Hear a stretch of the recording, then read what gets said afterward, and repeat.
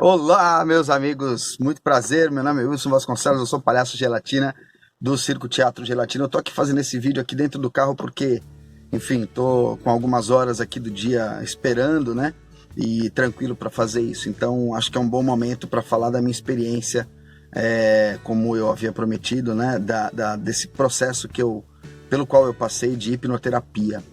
Bom, eu comecei a trabalhar com hipnose há mais ou menos uns 3 anos. Nós estamos aqui em outubro de 2019 e de lá para cá eu vim, né, a todo tempo, como todos os colegas, assim, a gente vem se empolgando, se surpreendendo com essa ferramenta.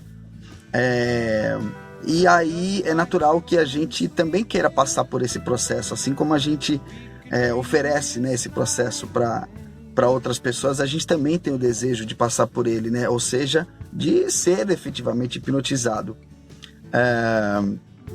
Mas isso não é tão simples, sobretudo quando você entende os processos, né, pelos quais um voluntário se coloca à disposição para ser hipnotizado. Em algumas circunstâncias, isso pode, na verdade, até dificultar quem conhece a hipnose, né? Isso somado ao fato de que algumas pessoas são mais resistentes do que outras, eu, por exemplo, sou um desses exemplos, né? Então você tem um conjunto de ingredientes que talvez dificultem, né, mais a pessoa a compreender esse processo. Então, disse tudo isso para dizer que eu sou bastante resistente, sempre tive uma tendência por formação, por experiência da vida, a ser também bastante cético, né, com relação a esses procedimentos, de alguma maneira, mesmo sendo hipnólogo e mesmo hipnotizando todo mundo a todo tempo. É incrível, né, esses mecanismos mentais, né, como eles como eles são processados, né? Bom, então eu sempre tive lá as minhas dificuldades nas ocasiões em que me coloquei como voluntário para ser hipnotizado, seja por um amigo, por uma amiga, pela minha esposa, por exemplo. Mas ontem, eu acho que de tanto tentar, evidentemente a gente vai conhecendo os caminhos mentais, a gente vai descobrindo, né, de que forma fazer isso melhor.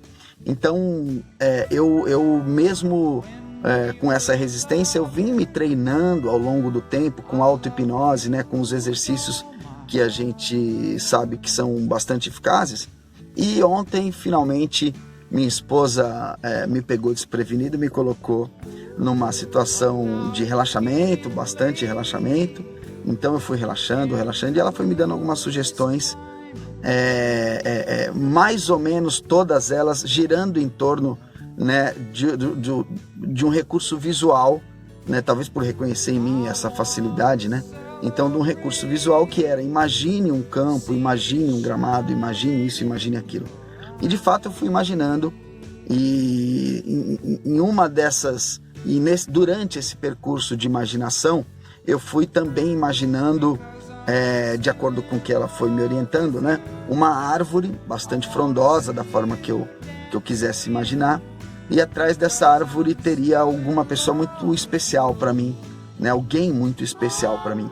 E a primeira imagem que veio à minha mente, vejam vocês, foi a imagem do meu pai.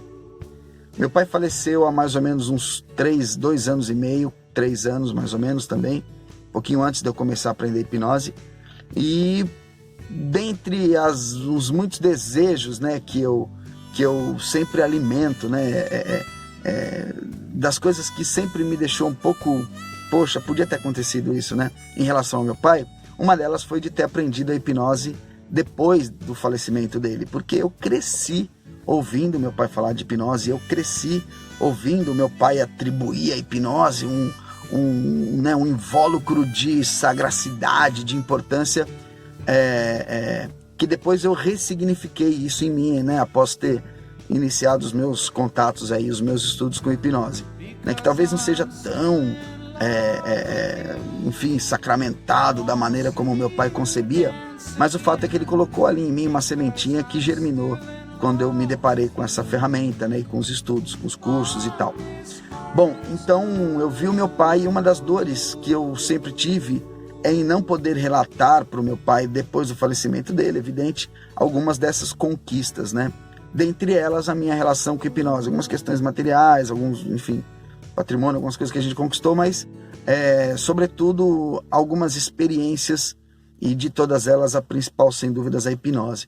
Então eu pude contar para o meu pai, mas com uma verdade tão grande, com um realismo tão grande, né, com cenas tão nítidas, né, que eu de fato tive uma experiência muito muito reconfortante para minha alma, sabe? Uma experiência muito especial, né?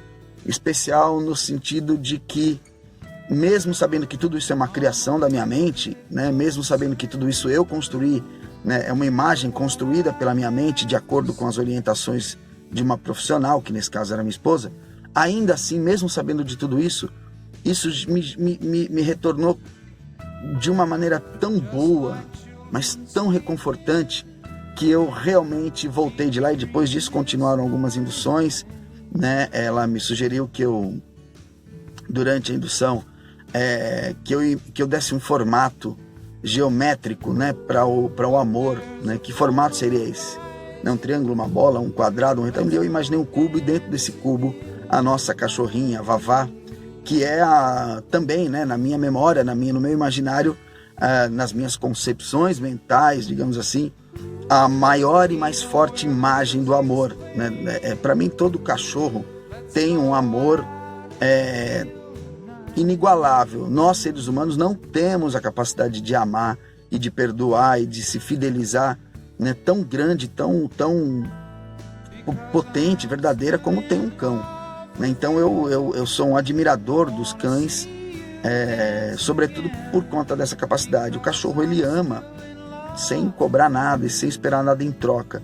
Ele simplesmente ama, né? Ele ama porque a função dele é amar. O cachorro, ele tem uma função na vida, né, que é amar.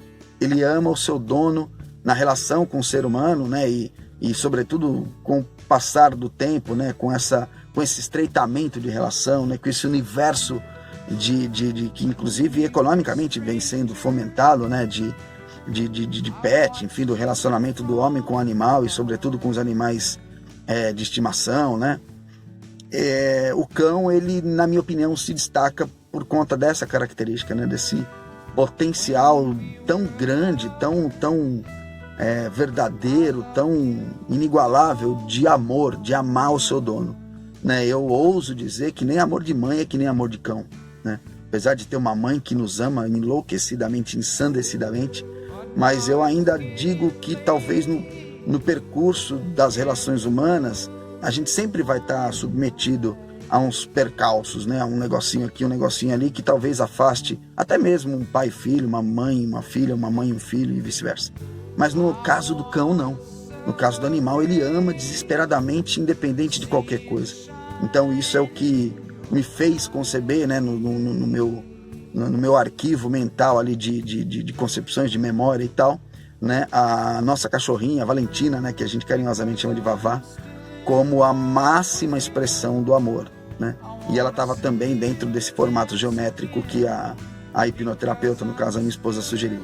Bom, e no final ela fez algumas outras sugestões de empoderamento, né, de autoestima, que eu digo para vocês assim: eu sou um profissional de hipnose de palco, né? A minha busca, os meus estudos, a minha dedicação é sempre no caminho de fazer as pessoas rirem. Eu sou palhaço de circo, né?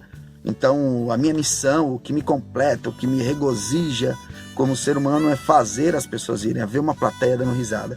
Por isso que me dediquei e me dedico tão intensamente à hipnose de palco, sobretudo, né?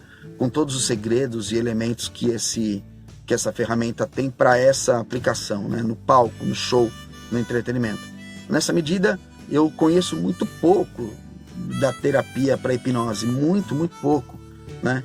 E, sinceramente, nunca imaginei que pudesse ter essa potência tão grande, essa força tão grande e esse resultado tão forte na vida da gente. Então tá feito aí o meu relato. Quero sempre indicar às pessoas: faça terapia, faça hipnoterapia, né? Isso, você não precisa ter um problema, você não precisa ter algo pontual para resolver, né? Você precisa simplesmente ter o desejo de se conhecer melhor, de tirar de dentro de você alguém melhor ainda, né? Que você já é, né? Não precisa ter um problema pontual, né, algo para resolver. Se tiver, evidentemente, a hipnose é muito rápida e muito eficaz, né? Muitos casos são resolvidos com uma única sessão.